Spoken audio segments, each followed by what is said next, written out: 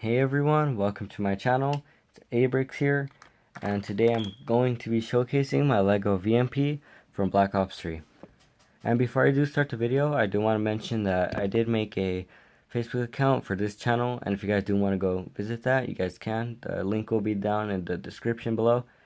Basically, what you guys can do there is you guys can ask me questions and give me some suggestions for my channel.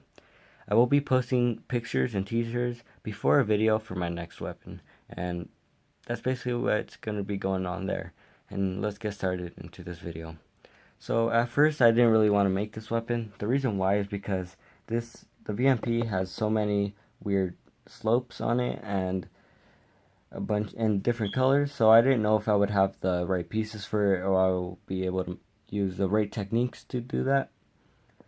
And also another thing was I didn't know if I had the right amount of pieces in a certain color. But surprisingly I did have it, and as always I always get surprised and eventually do have the right amount of pieces.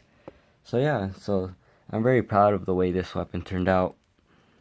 And here it is in first person view, and here's the full look at it. I personally think that this is probably the most accurate way I can make it. Probably the most accurate I could make it, and like I said, I'm very proud of it, how it turned out. So let's get right into its features. So the first feature, obviously as you guys saw in the beginning of the video, is the removable magazine. So here it is, and I do want to talk about this magazine. The reason why is because it is a 3-stud magazine. Usually I'd use a 2-stud wide magazine on all my weapons, depending on what weapon I did do it on. But the reason why I had to make this magazine 3 studs wide for this weapon was because the VMP is a very chunky gun and a large weapon for what it is. So I personally thought that a 2-stud wide magazine wouldn't look really good with the VMP, so I had to make it 3 studs wide. And also I really wanted to experience how it would be, you know, making the magwell for a 3-stud magazine. And yeah, I'm really happy the way it turned out. And here's some details. Instead of making that zigzag design on the magazine, I had to use these grow pieces. Also, I used these 1x1 rounded tiles, light gray tiles, for the detail. You guys can see here how it's 3 studs wide. The bottom here, which is like the rubber padding, is quite a lazy job, to be honest, because this part right here was the last part I did on this weapon. It is 4 studs wide. That was quite fun to make. It's also this magazine is very fragile just because of all the detail I attempted on this weapon. You guys can see there.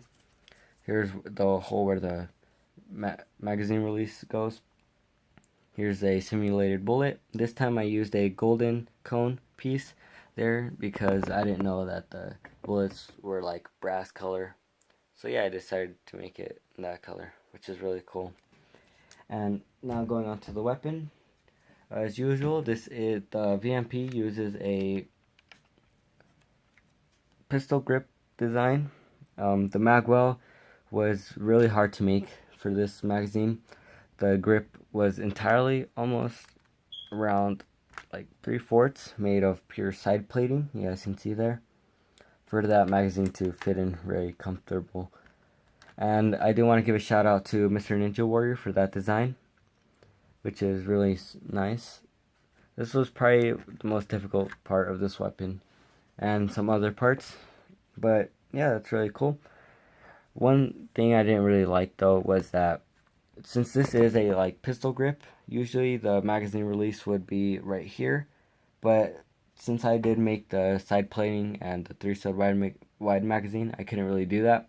So instead, on these yellow detailing here on the bottom, on the left side, I did add a extra 1x2 plate so that could act as a magazine release, and you guys can see here, which is really nice. Also, the grip is very fragile because of that side plating.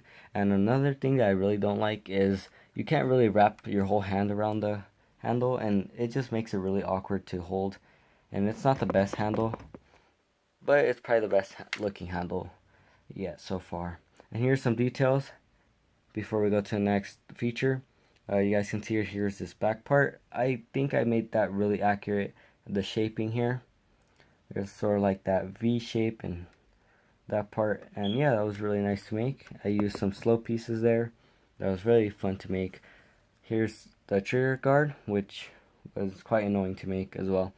But here's a trigger, which is really cool. This trigger is in the yellow color. I also used the design that a lot of people use. I don't know what the origin of this design goes to, but I do want to give a shout out to the person that invented this design. But it's really cool. It's in the yellow color, like I said. It does retract as always. Here's some back detailing. Here's the black butt plate, which I wasn't able to make it retract just because of the design. Here's the cheek rest, which was really cool. This was one of the most interesting things to make. This whole side here is side plating for the cheek rest, and is in that dark gray color, which is really nice.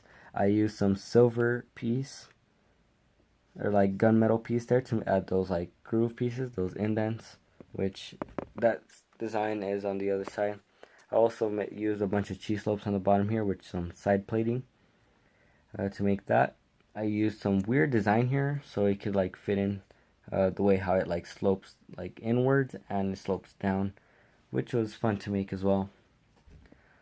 The top here is all smooth. I use a bunch of smooth plates here just to give it that better look on it. Also, here's a little detail here, which is really nice. I really don't know what's the use for that, but basically this 1x2 tile here, this piece was a miscolored piece in one of my Lego sets a really long time ago, and I have it really taken care of. I really do take care of this piece just because it's a very rare piece. It's in that gunmetal color, which wasn't really a thing back then when there was like, it was, I don't remember when I got this piece, but I was quite mad when I got it because it didn't really match the Lego set, and I finally get a good use for it, which is really cool, and I just wanted to mention that. And I did use a 1x1 gold gunmetal color piece there. Also, going in the front here, here's the foregrip, which is really fun. I did get out of my way and made all these little details here. Very comfortable when you hold it like this. Quite a heavy gun. I'm not sure how much it weighs. Here's the front part here. There's some railings, and there's 3 railings, and also it's also a 3 stud wide railing. I got this rail design from Pixel Bricks, and I thought it was probably the best design for this weapon. There's 2 rails on the sides. Also, if you guys can notice here, when you look on the sides, the rails on the side are slanted. You guys can see there. The main rail on top, same design. This was really fun to make. I did use some side plating here to give it that razorback design. And speaking of the top there, I do want to show you guys the iron sights. So here's the iron sights. If you guys can look closely on the front sight there, it does have that yellow middle part there.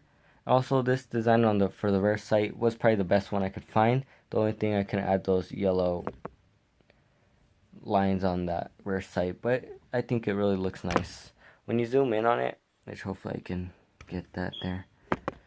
These pieces will be in the inside of here, if you guys understand what I'm trying to say.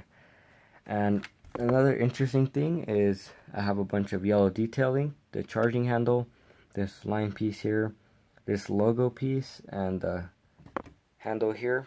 Also, I got a yellow line there, which was made with a rubber band. I do want to give a shout out to Pixel Bricks. A lot of this building design was inspired by Pixel Bricks, so I do want to give a huge shout out to him. And now another thing is the side plating here, which on the side here, I really wanted to get that shape, and this is one of the reasons why I didn't want to make this weapon, was because on the sides here, you guys can see how it slants that way, and mostly all of this whole section here is slanted like that, which was really fun to make, really. And the reason why I did side plating here and not like this was because I really wanted to get that, like, the charging handle in there. And speaking of the charging handle, you guys can see here's a folding yellow charging handle piece, and I really wanted to make it like Pixel Bricks, a Technic built charging handle, but instead I didn't have those pieces, so I had to make it brick built.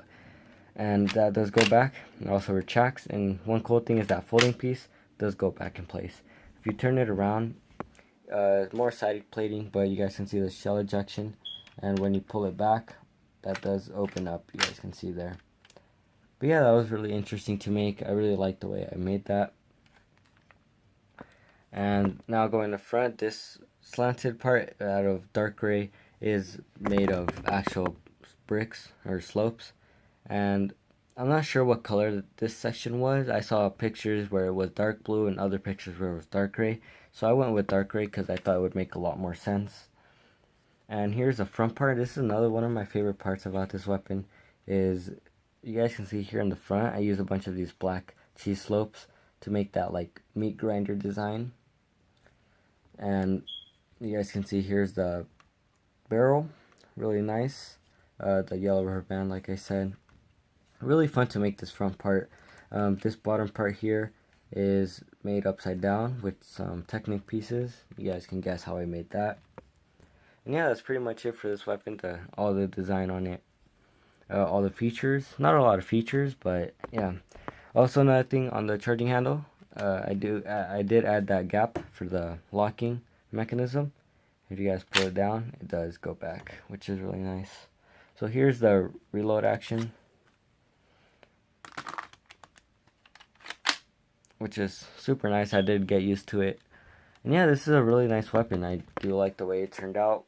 I think this, like I said, I think this is the most accurate I could ever make it. Here's the front view of it,